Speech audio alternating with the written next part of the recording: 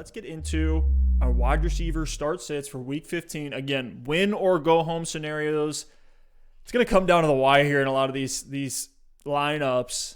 Coming down to the flex names, and these are a lot of guys that are probably in flex consideration for a lot of people. Let's go through 4 or 5 of these names. If you have other ones, guys, hit us up in the comments down below. The first one is Antonio Brown against the Atlanta Falcons. They're 31st against the wide receiver position. We love that Atlanta matchup every time we see it, regardless really of their position.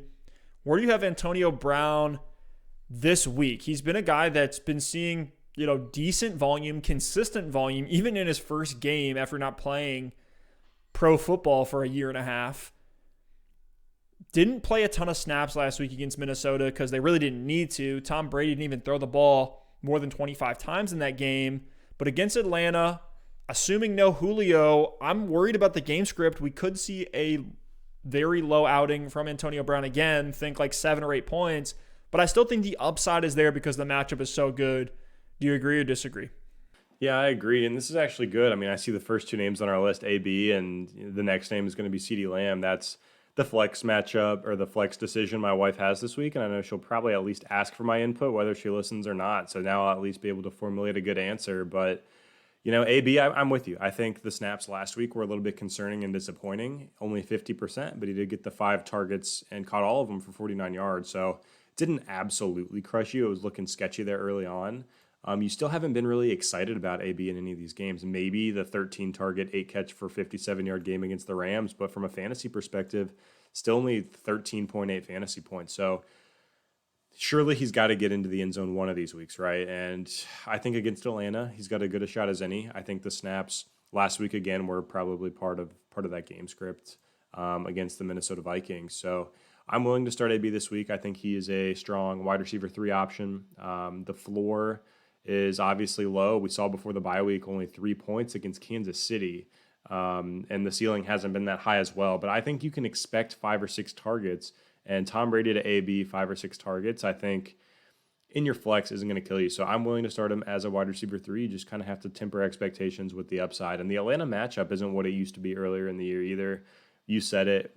Down Julio Jones, the defense has gotten a little better. The game scripts aren't quite the same, and the defense has definitely tightened up. So willing to start him, but not necessarily excited about it.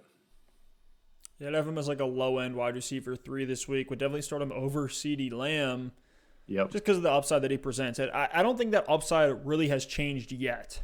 I could be late, kind of predicting the market curve on AB's value, but I still feel like the same upside that you had in his range of outcomes when you picked him up off of waivers in week 6, 7, or 8 is still there today. It's just a guy who's trying to get back into football shape.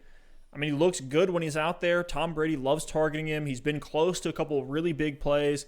Could see some of those in Atlanta. I think it'll be a fun divisional matchup. But let's talk about Ceedee Lamb. I think we both said we would start Antonio Brown over Ceedee.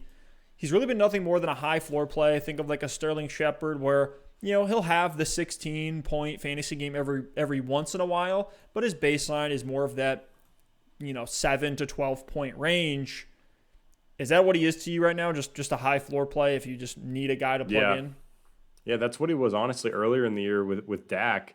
He had, the big 2-touchdown game where he had 25 points and then the big 124-yard game, which I believe was the game that Dak actually went down with the injury. So CD, I mean, he's honestly similar to AB in a lot of ways. He's out there 50 to 70% of snaps. The targets are, they fluctuate between 5 and 8 targets a game, sometimes might creep up to the 10 mark, but not the number one threat in the red zone either. So I think it's tough with Andy Dalton in this offense. I don't want to say CD's touchdown upside is higher, but he has scored 4 touchdowns this season to AB 0. Now AB hasn't played as many games. So I feel like the touchdown upside is similar. The Bucs offense is obviously better, but the snaps and the targets are going to be about the same. So it's like, do you want, 5 to 8 Andy Dalton targets against the 49ers, or do you want 5 to 8 Tom Brady targets against the Falcons? And for me, that's where I would take someone like Antonio Brown. But to your point, if you're not deciding between those two specifically and you're looking at Ceedee Lamb, I think he's just a high floor play. I think he's a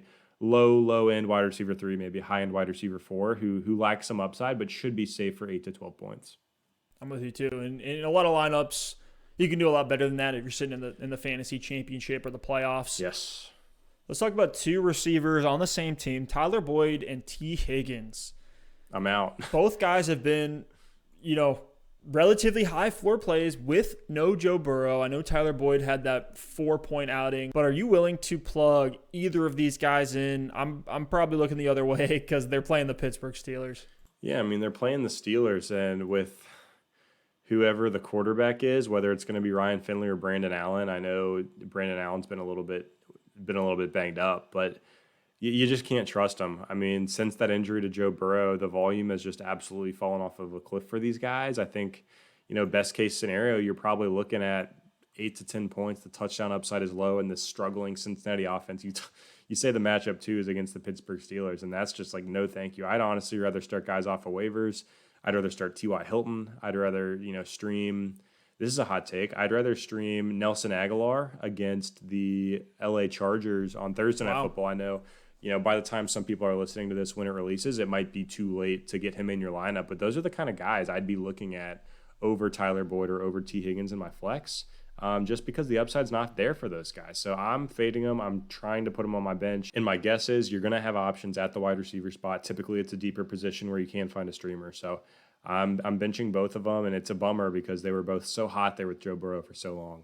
I feel that way about T. Higgins. I still have Tyler Boyd as a high floor play. I'm willing to put him in that. I would put him over Ceedee Lamb. I would put him right below Antonio Brown, but he still is flexible, in my opinion. Last one here, Keke Coutee. For those who don't know, Houston Texans wide receiver who's been bumped up with Will Fuller out due to suspension. Brandon Cooks was banged up, missed last week. We'll see if he ends up playing. So really two kind of lenses we have to look at Keke Coutee with, one with Brandon Cooks, one without. But in both scenarios, is Keke Coutee a guy that you want to look at because he's had some boom games since he's been asked to produce and step up? He had that game week 13, same matchup against Indianapolis.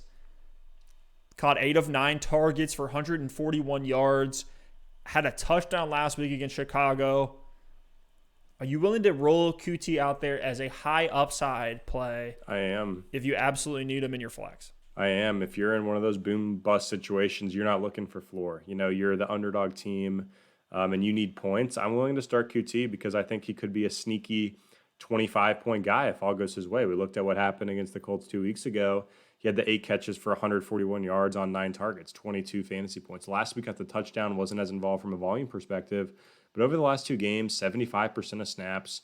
And the Colts offense is kind of humming right now, and the Houston defense hasn't been good either. So I do expect Houston to need to throw the ball to move the ball in this game. Whether they're going to be able to do it or not against the Colts defense remains to be seen. But as a boomer bust play, if you need upside, I'm willing to start Keke Coutee. I think he's a sneaky wide receiver 3 who could have a pretty big week and sneak into the top 15 if things go his way, if he gets that touchdown. He's one of those guys that could be, one play dependent. He could be 5 catches for 50 yards, but then have the 150-yard breakaway touchdown. It's just the kind of player he is. So if you're willing to roll the dice in your fantasy football playoffs, he's someone you can definitely start. And he has a little bit of a floor as well, which is pretty nice. Does that stay the same regardless of Cooks in or out? Yeah, I think so. I mean, 2 weeks.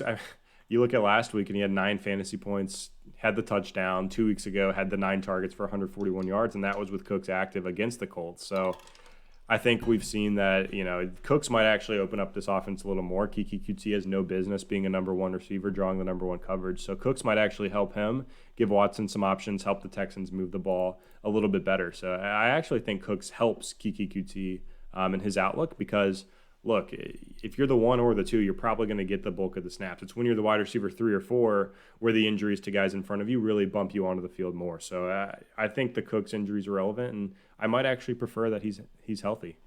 I'm with you. I thought that was going to be a super hot take, and you were going to be like, oh, plug in Coutee for sure if Cooks is out. But you're right. I want another guy there to complement Coutee, let him do what he can in the slot, short and intermediate routes, and see if he can take one all the way to the house. So he's that upside net.